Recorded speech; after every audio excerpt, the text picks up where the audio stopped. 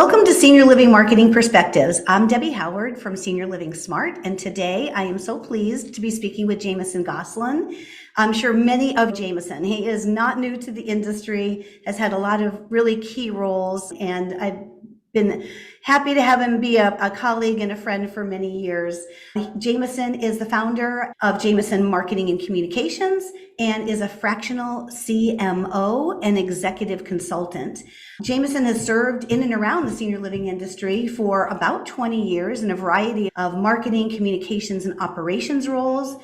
Today, he works as an executive level marketing strategist with B2C and B2B companies focused on seniors housing and multifamily assets. Prior to his consulting work, Jameson developed business strategies and oversaw the execution of marketing, sales support, communications in a variety of executive level roles at leading companies. You may have heard of some of these companies: Sunrise Senior Living, Holiday Retirement, and Eclipse Senior Living. He also led the marketing and communications at Argentum, a senior living trade association, and managed the senior living vertical business at G5, a digital marketing agency and SaaS company. Jameson got his career started at global communications firm MC1, now part of Verizon, as a political action manager and later as a public relations manager at its headquarters in Washington, D.C. Jameson has an MBA at George Mason University in Fairfax, Virginia, and a BA in political science from the American University in Washington, D.C. He also has a variety of marketing credentials from Duke University, George Washington University, and the Content Marketing Institute. Welcome, Jameson. I don't even feel qualified to have a conversation with you after reading that, honestly. Oh, you and I have been in the trenches together, Deb, so. We really have. We've been on every side of this industry, I think, and it just shows that we love seniors housing. We have a passion for it. We want to continue to serve it in different ways.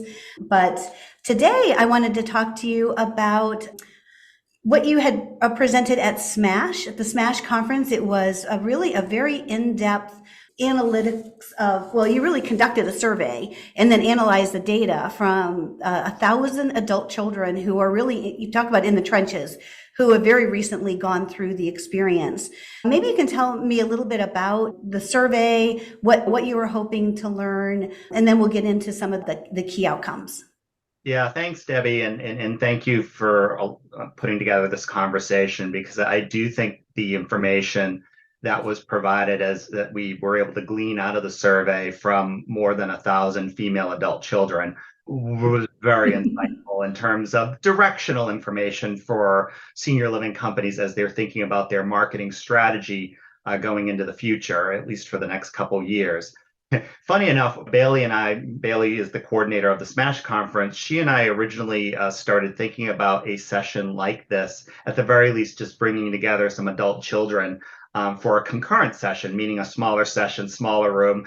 And I had thrown out the idea of, well, hey, let's do a survey. And then we were snowballing it together, and then it built into this bigger thing. When we got the results of the survey, we both were really excited about some of the information that we were gleaning out of it.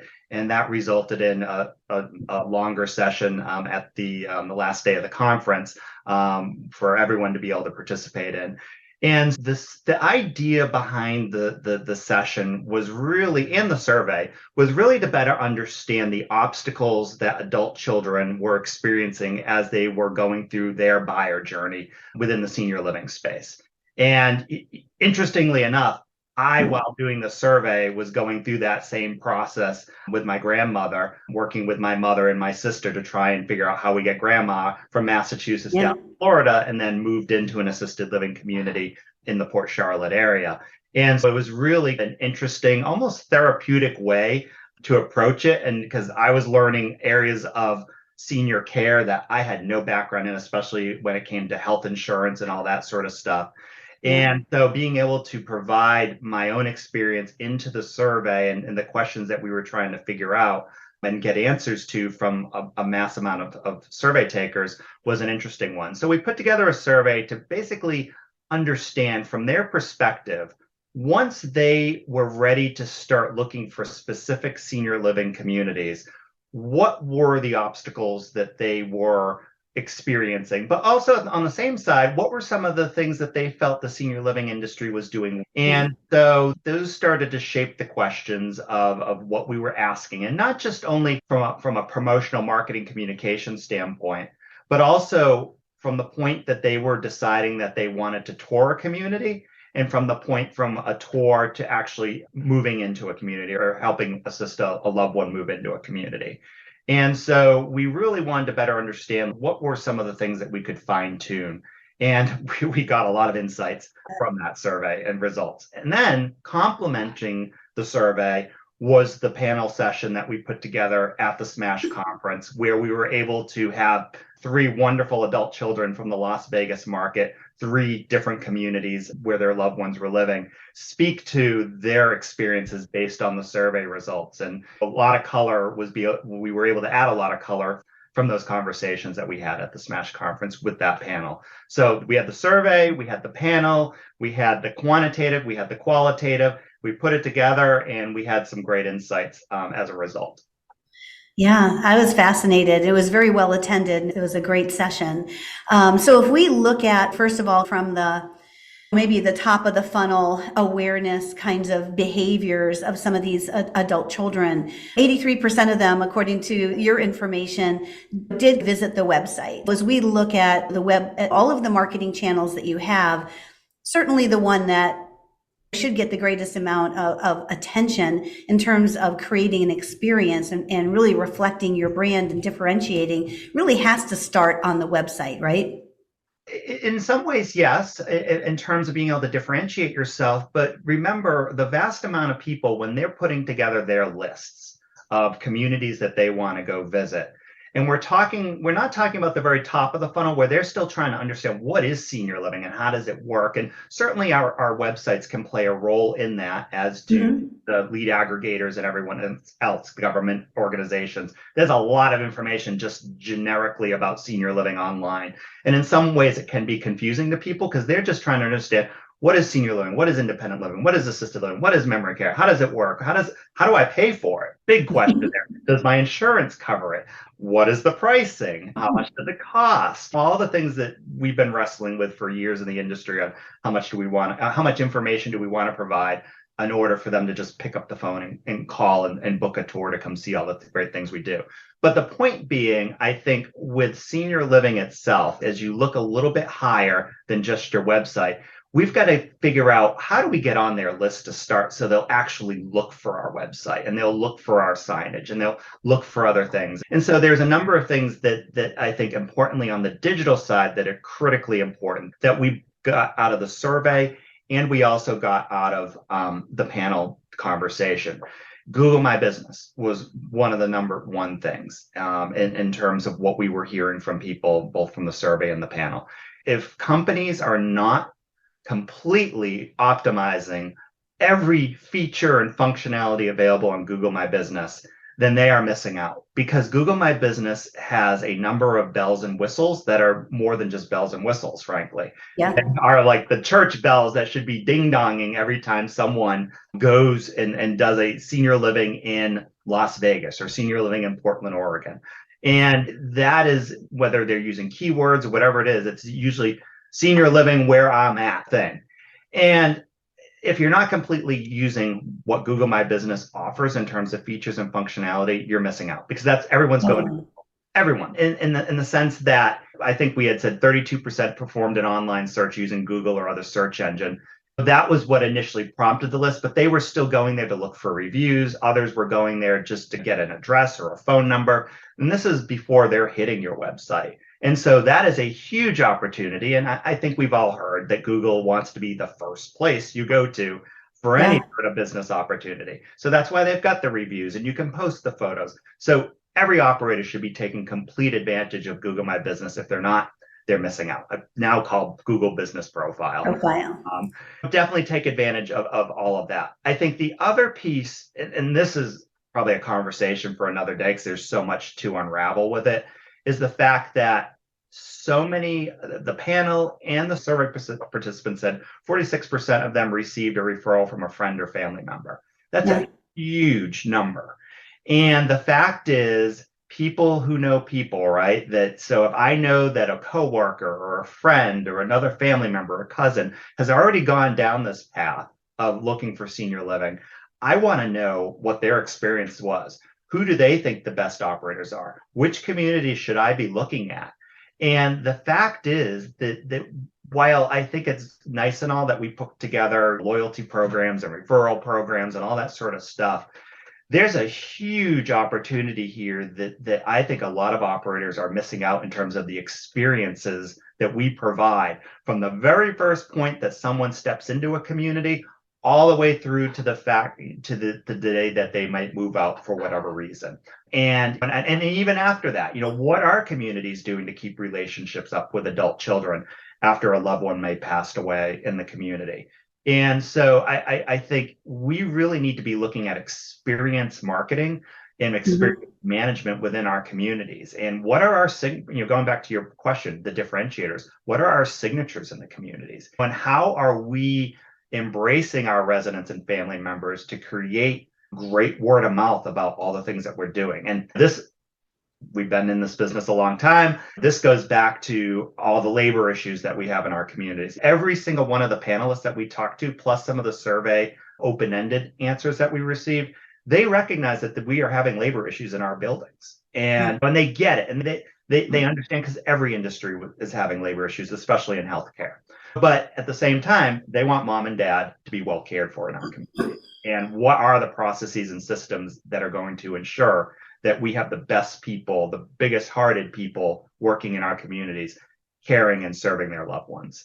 And so between resident referral, family referral, friend referral, and Google My Business, Google Business Profile, I think those are the areas that we really need to be focusing in on, because the family referrals also feed into their perspective of the communities, feed into reviews, which is a huge area of opportunity for our business as well.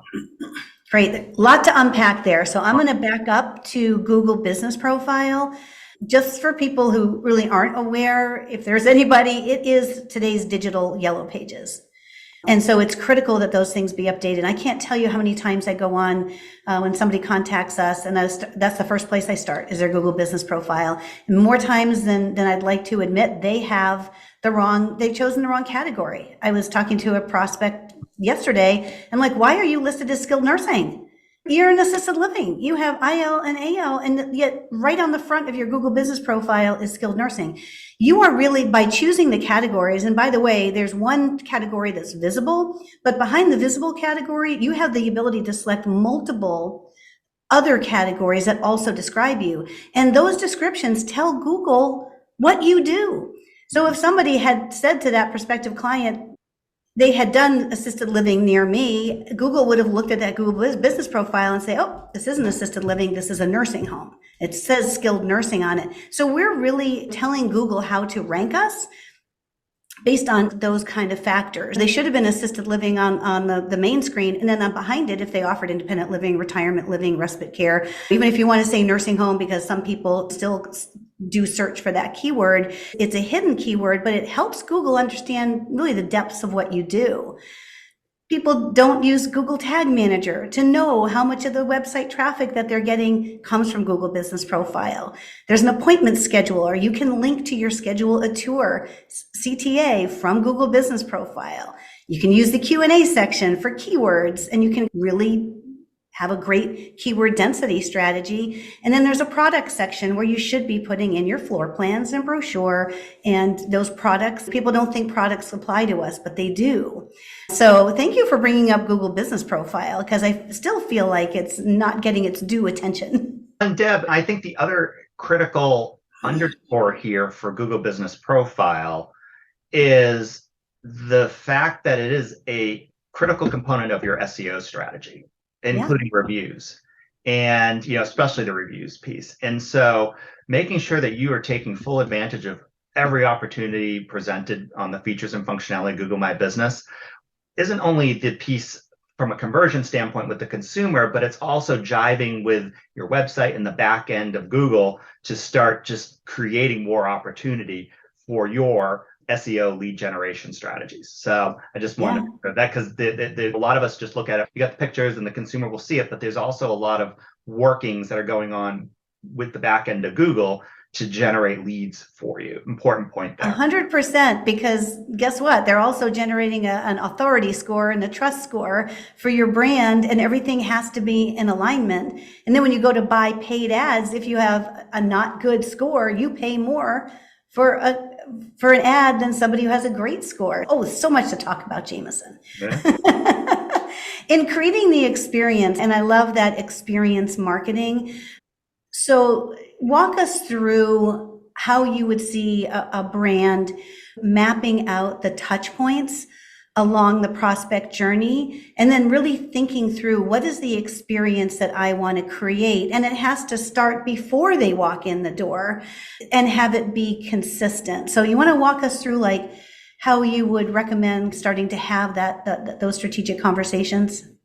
Well, I think the first thing is to actually sit down and map out the key areas where we're touching people. And that typically starts with the Google My Business or Google Business Profile opportunities. So you're and the content that you are using to populate there, your website, all the way through your marketing materials, branding. So your photography, videos, copy, blog, everything. But even before you get to all of that stuff, so to say, that's critically important from a content marketing standpoint, you really have to think about your brand and what makes you different. Because I will tell you, in talking with the panel and some of the open-ended comments we got from the survey, that they felt like it was a sea of sameness. Yeah. You go to one brand, you go to another brand, you go to this website, you go to that website. Some had stock photography, some used regular photography. It was all smiling seniors. Everyone's happy. None of them look like they probably should be in assisted living, because that was a whole other cognitive dissonance between what they see online and then walking into a community and what they see. And that's for the marketer to have to manage through, and the salespeople to have to manage through. But I would say that I would start with what makes you different. Everyone knows in terms of educating seniors about and families about senior living, that's fine. Assisted living is assisted living. It's care plus the rental apartment plus that sort of stuff. So that's fine. But then how do you deliver all of that differently? What are your signatures? And then what are the differences that you're going to do along each touch point on the journey through all the way to move it? How do you approach it differently? And you need to think about that differentiation from a few different strategic standpoints. How can you introduce technology differently? There was a time when our friends, Heart Legacy and others, were using the cameras, the point-and-click cameras. Now, a lot of operators are using that technology. So is it so much a differentiator now? Not really, but it could still help you stand out if other operators that someone is looking at aren't using that. But that's a way to begin differentiating yourself, to begin personalizing, which is also a critical part of the whole strategic approach to differentiation. Personalizing, making it meaningful to people, what's different. So using technology, how are your processes different? How is your product different? Let's take memory care. Yes, memory care, we have a secure environment. Everyone has that. So what do you do differently in your memory care program beyond just the fancy name that you've added to it that will make it different? And it does require some creativity, because I could tell you I've gone into plenty of memory care communities or memory care neighborhoods, and it's just, okay, they all have the schedule, they all have the calendar, they're all meeting. You could see they're checking the boxes for the regulatory requirements, but what are they doing differently that will create that, aha, this is the place that my mom will thrive and live and enjoy life for the remainder of her life. So differentiation, critically important when you think about technology and processes, what makes your product different. People, how do your people go about providing the service? And who are you hiring for? Every senior living company says, our people are the difference. And that's great, but you really have to think about, how do they interact with people? Are you hiring for her? And especially when you come through the door as a potential tour and the salesperson doesn't even give you the time of day. They're not even asking you why you've come into the community, which there's a security concern there as well. But it's just because, for whatever reason, right? We've all been into senior living communities where everyone's head seems to be spinning around. And so I think those are the critical things that we need to be thinking about. Lastly, promotionally, what are we doing to differentiate the way that we promote our communities and as a singular brand? And I think that's a critical piece of it. We all have our collateral, we all have our brochures, but I think it is important in ways that I have seen companies have iPads at the front. That's a little different than what people might experience. I've seen in terms of how we go about advertising, when some people say advertising, how do you present? See, it's telling a story. And what makes the stories that you can tell different from others? So all of that combined, looking at the promotion, the technology, and the product, and all the things that we just talked about, I think that's what's going to allow you to create differentiated experiences along the touch points, all the way from the point where they first figure out that you offer these services, hopefully to the point where they move into your community. And then beyond that, going back to the resident experience, what are you doing to create a different resident experience than the guy down the road? Yeah, that transition, I'm sure you experienced it with your family, how stressful the transition, especially when you're moving from out of state. I moved my mom from Connecticut up to Massachusetts to be closer to me, and just all of the stress and all the logistics. And there are some great, services out there that really provide peace of mind for the family members to know that they don't have to do it alone, that there are folks, and that can become a great differentiator. And then we have a countdown to move-in day program, because we realize a lot of times one of the gaps is the salesperson gets the prospect to deposit. They hand that lead off to ops. Now they've got to go help another family because God knows they're drowning in leads. Mm-hmm. So then that white glove kind of relationship is now transferred, and some people pick it up well and some don't. But we can leverage marketing automation to deliver a welcome letter automatically, to send packing tips and downsizing tips and moving resources, and meet the team and what to expect on day one. And then even into mapping out the first 30 days, we know how critical the first 30 days is to create that sense of belonging. And every week you can deliver a little delight and surprise to a new resident. It could be something simple, passes to the dining room for your family members, a gift card for the salon. It's not that difficult to deliver flowers on day 30 and celebrate that first month, because guess what? If you create raving fans, they're going to leave great reviews and they're going to recommend their friends. But most people just look at marketing up to the point of handing it off to the sales team or to deposit or move in. But I feel like there's a whole missed opportunity post sale in really having continuing those experiences. Right. So I'm really glad that you brought that up. And just Deb, on that point, with senior living, I feel like everyone says we run 10 years behind other industries and all that stuff. And in some ways, we are a very unique industry. We are not like your typical business to consumer industry where it's very transactional. I think some operators might treat it that way, but it's really not. And the other side of it is because we're serving people for a longer time. It's not like going into a hotel room and checking out of a hotel room. You hopefully will move in, you'll have a great experience, and then you'll move on, pass away, move to a higher level of care, or whatever it might be. But I would say that I think we as an industry need to think more creatively based on how our business operates. And I think we need to do a better job at that. And I do think some operators are starting to tackle that more and realizing that it is a different business than the other real estate options out there in the marketplace today.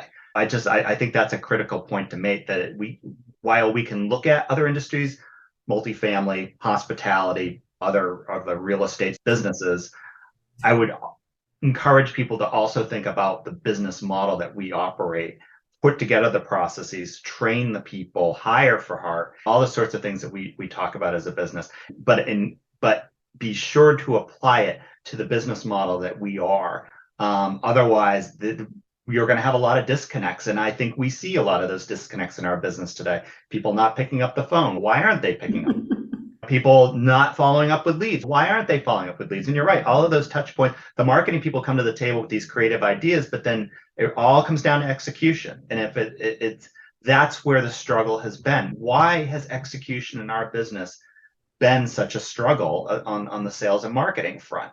And I think those are the things that you need to dive into, those processes, people, systems, and understand it. Are we hiring enough people? Or should we be looking at other technologies like a call center solution or other opportunities? Because I think we are missing out. And people say call centers are cold and impersonal. And it's not. If you train the call center and you give them the culture and train them on the culture of your business, whether you in-house it or outsource or whatever it might be. Because I can tell you, a call center in many ways is a lot better than not answering the phone at all.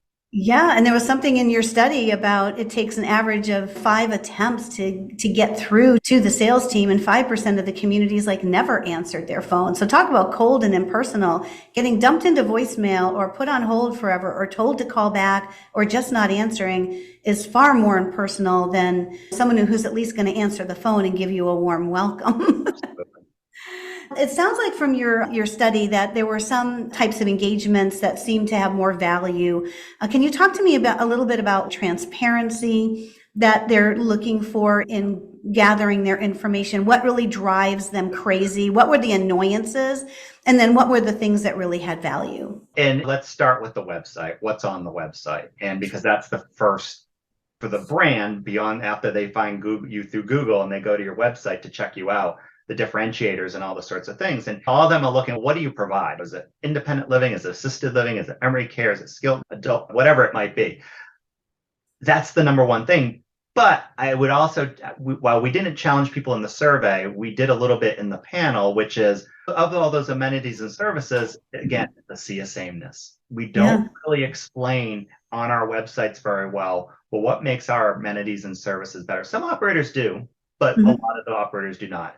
Yeah. You got meals, you got transportation, you get rooming, you get board, whatever it might be. Just a laundry list. And guess what? You get utilities. You're not going to believe this, and a mailbox key. Yeah, and you get a mailbox key. Just like why not live in an apartment building and bring in home health? So that's why it's important for us to be able to differentiate that experience inside of our communities. Because otherwise, why not go move in a multifamily apartment building and get home care to come in and serve you? So I think those are the sorts of things that we really need to focus on. The second thing, which I know you and I have talked about for a long time, is pricing transparency on the website. Yep. And the debate continues in our business about whether and how transparent we should be about pricing on our website. And you go to multifamily and you see how they do it. And a lot of operators now, not only do they provide you complete pricing transparency on a specific unit, they also give you whether the unit's available or not right now, or when it will be opening up. Again, I think I'm not completely convinced we need to go that far with the transparency, but I do think being able to give people a starting rate for the unit type and maybe even the top rate and what they should expect in terms of a range of rates. Because a lot of people will come into, if you present pricing online, people take that price, they go to the building or the community, and they talk to the salesperson, I want that price. And no, that price is not available right now. That's right. You're looking at a 2-bedroom, but it's a different price. And then some people just want to argue it out with you. But so it also breaks down trust, right? It's a real. And the open-ended survey results and the open-ended remarks that we received in the survey, pricing was the top thing that people were complaining about in terms of being able to, whether one, was it available? Number two, was it enough information about pricing? Number three, was there any context provided to the pricing? What am I getting for that amount? And so I do think, and again, some operators are doing it pretty well. Some are not. And I think we do need to be more transparent about not only what it is that we charge people in terms of amounts, but what does that mean in terms of the services and the amenities and the care and the apartment that people are getting as well? And also, I've used this analogy a lot, but it's not like going in and buying a can of peas off of a shelf where every can of peas is 99 cents. A lot of operators now do value-based pricing. So where is the apartment in the community? How big is the apartment? Has it been renovated? Does it have different amenities than other apartments in the community? Is it close to the elevator? Is it upstairs? Is it downstairs? So there's a lot of factors that go into pricing now that we are pursuing, that multifamily, again, has been doing for years. But I would say that it's important for people to understand that, because If you get a unit that's a studio overlooking the parking lot, it's probably going to be less expensive than if you get an apartment overlooking the courtyard in a nice quiet area that has the sun coming in during the morning. But that's the context that I think we need to do a better job of in some way to explain on the website before they walk into the community and immediately the salesperson gets challenged on that sort of stuff. Yeah, I love having the range because the starting at rate of one apartment type is just, it's not enough information. And I think it really does create friction. And where there's friction and lack of transparency, you start eroding trust. Right. So I feel who wins these days are the ones that do provide the context and then at least some high-low so that people can make an informed decision. Because the sales teams get frustrated if marketing sends them unqualified financial leads. But if we don't give them the information to self-disqualify, then that's going to happen. We're really creating our own problem and then complaining about it. And then the other piece of it, once you get into assisted living and memory care, that's a whole other world. And we're reading all these New York Times articles coming out right now about that whole piece of, I went in and saw this right on their website, and all of a sudden now they have all these care fees. And it's, well, what is that? And how does that work? And so I do think like we have to be able to explain how we come up with the pricing that we do in a much more objective way. And I think, because I think that will help educate the market even better as well about, you get the care, you get the service, and you get the amenities of the community space, and you have the apartment. And by the way, all that comes together in terms of hopefully a great community experience for you and your loved one who's living in the community. So, yeah.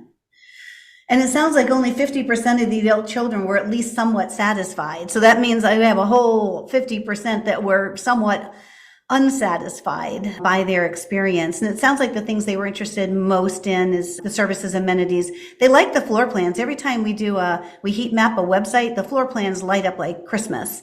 Yep. And yet so many people are just still doing those silly black and white little architectural. There are beautiful color and 3D with furniture, and even better if you can have not just the rendering, but also a photo of what it looks like finished. But it's funny what people invest in and don't invest in. Floor plans seem like a no-brainer. Custom photography seems like an absolute no-brainer because the stock images are just, talk about a sea of sameness.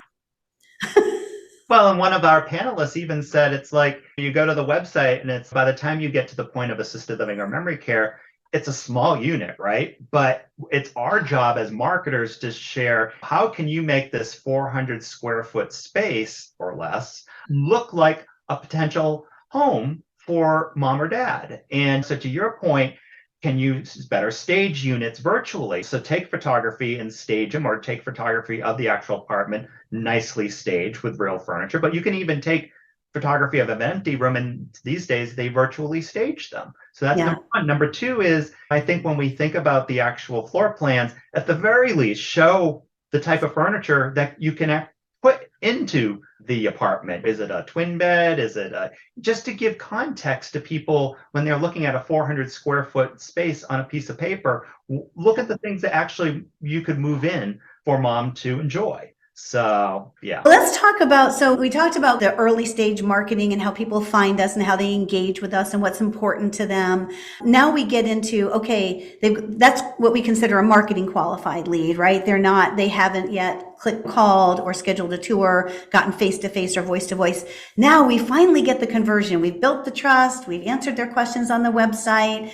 We've been helpful. Now they finally get to the point of reaching out, and that's usually either a click to call from the website or a Google ad or a Google business profile or a form fill of some kind on a directory or on the website. Then what happens, Jameson? Once they get the information, when they actually show up at the community, after being reminded, hopefully through the technologies that we have or the processes that we have to have people follow up and ensure people are showing up for tours, I think we then get into the tour situation. And I think with the tour, people coming into the community, that's a lot of experiential. And again, typically in our business, marketing is done. We're done after that. It's just like it's a sales qualified lead. It's all yours. And however, that's changing. And so with marketing automation coming to the forefront, what are we doing with follow-up?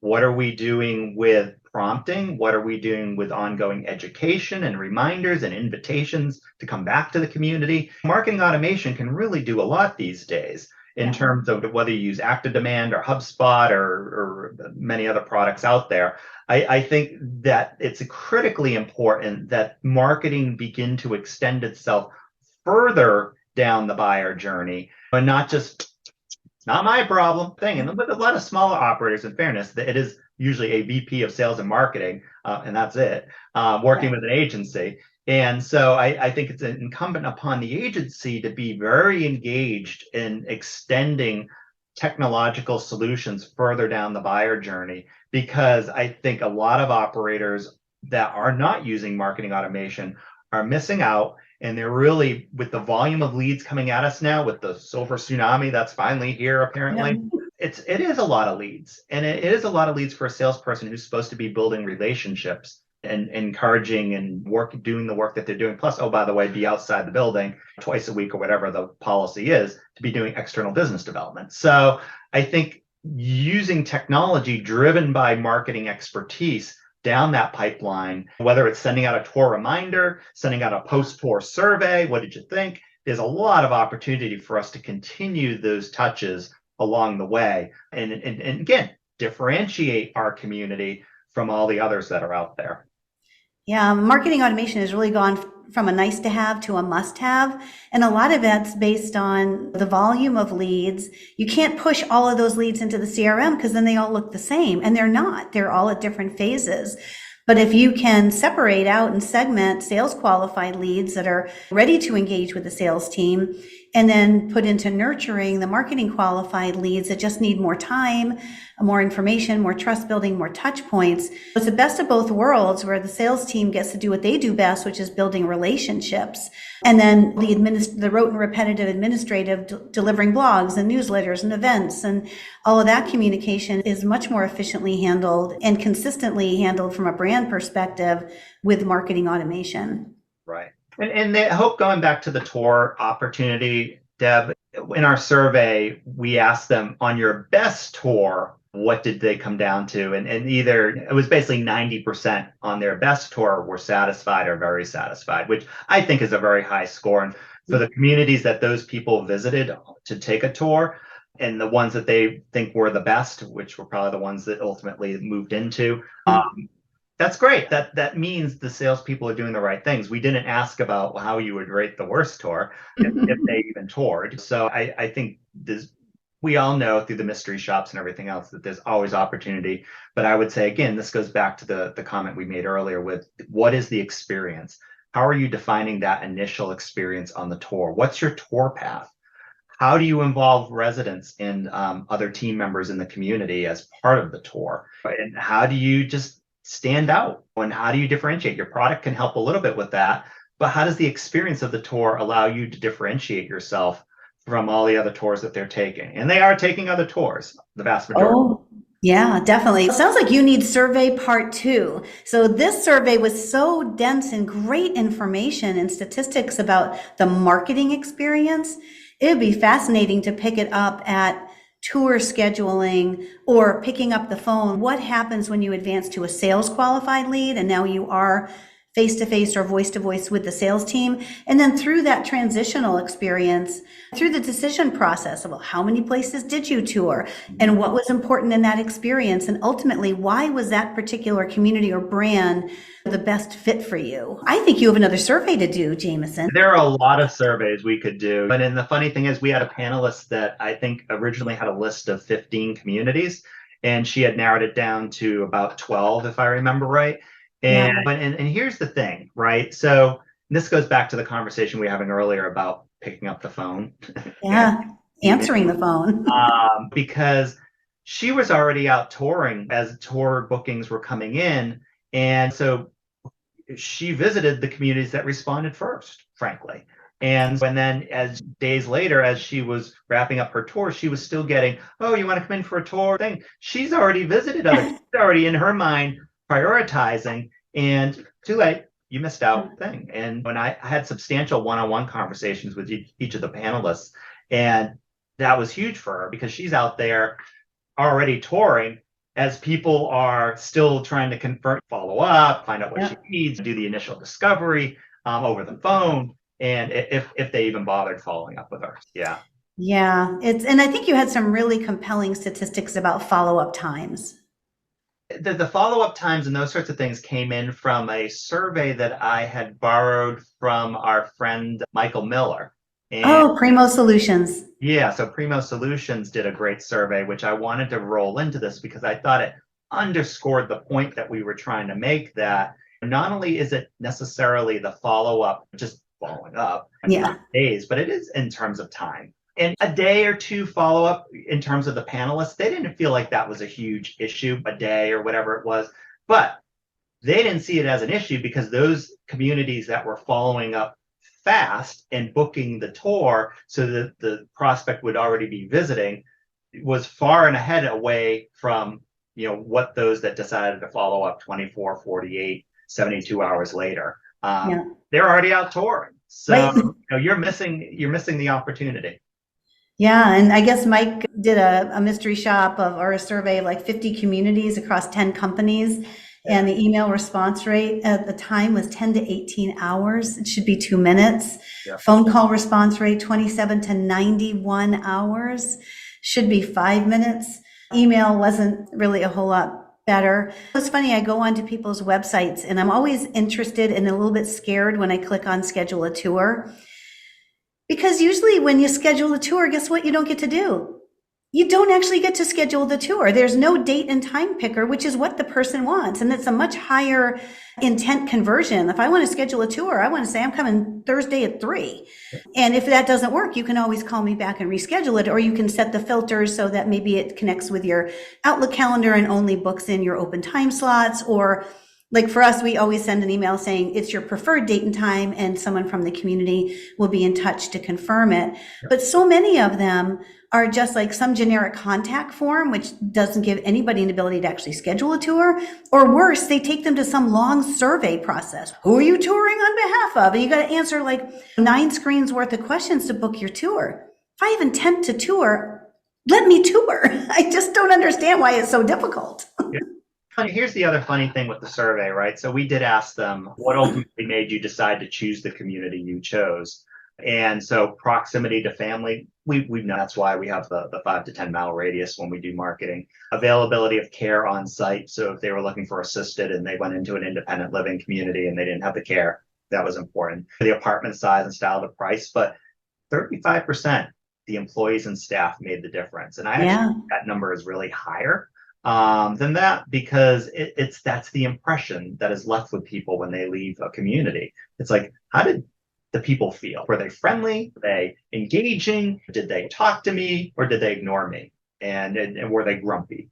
So I think it's important to underscore that in terms of when people are looking for communities. I think it is critically important about the product stuff and the service stuff, and the pricing is obviously important for a lot of people. They want to be able to afford it.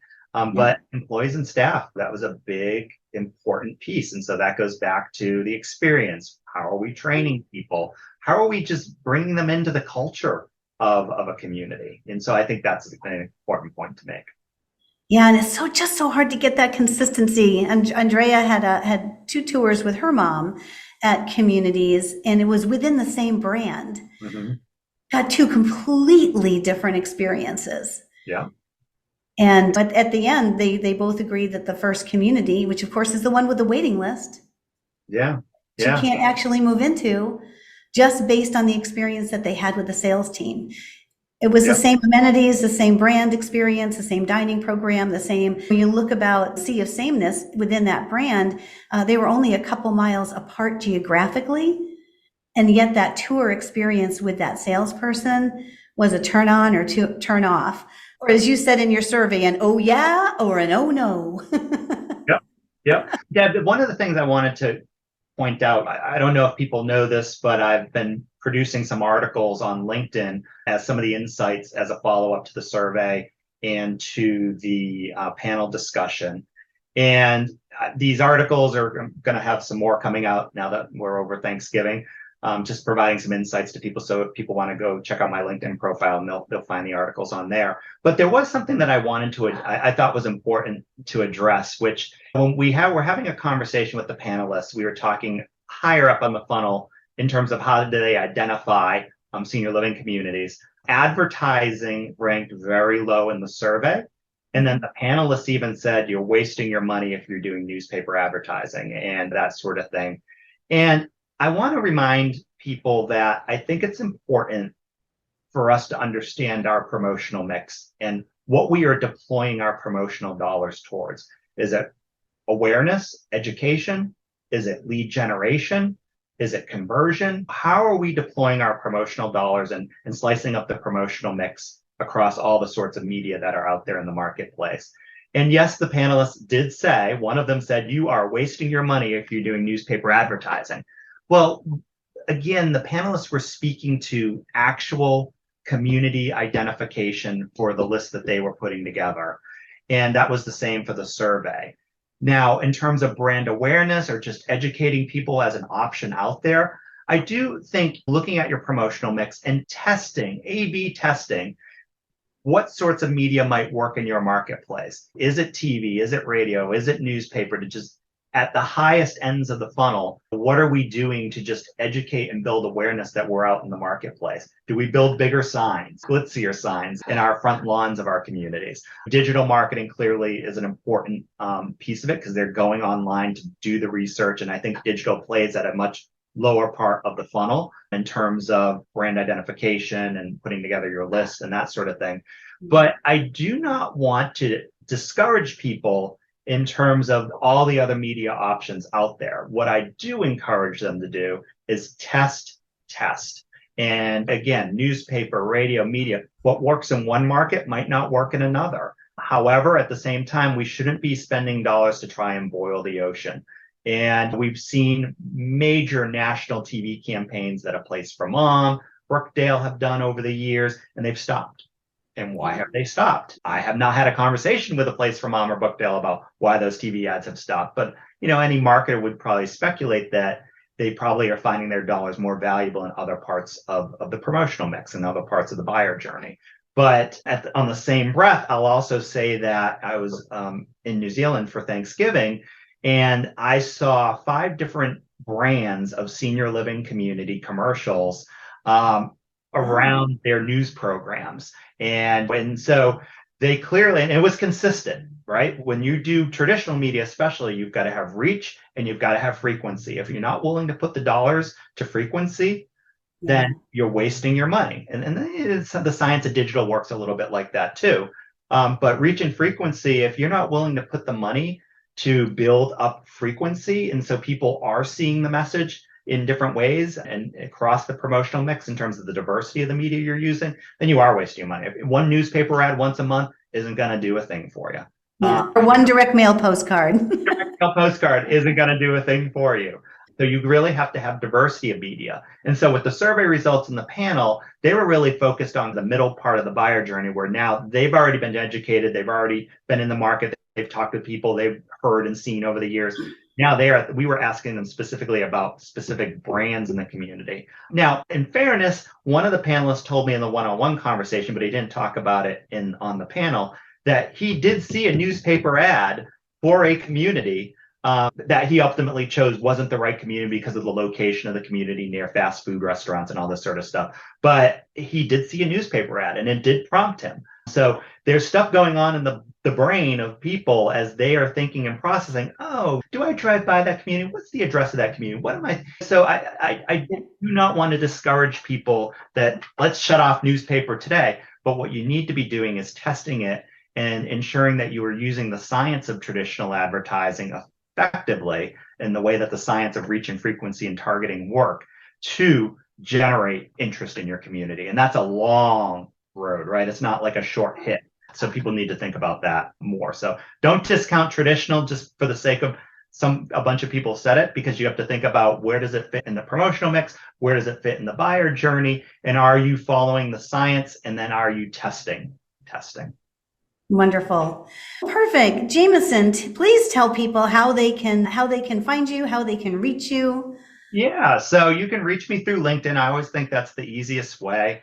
Feel free to friend me or connect with me on Follow you. to follow me on LinkedIn. Like I said, I am producing some articles off of the survey results and the panel discussion that people are finding insightful. I'm getting some follow-up questions from that. Tune into those. Again, but I hope to see you all at a future conference. I always love the in-person. I think the in-person is always the best. But it's an exciting time out there for our industry, exciting time in marketing in general, for all the ways that we, as marketers, could potentially support sales as well as support the rest of the business in terms of creating true brand differentiators in our industry, in our companies, in our communities that will attract and encourage people to want to look at a senior living community. Wonderful. Jameson, thank you so much for stopping by and sharing your senior living marketing perspectives. And I hope we'll see you soon at a future conference. Thanks, Deb. I really appreciate it.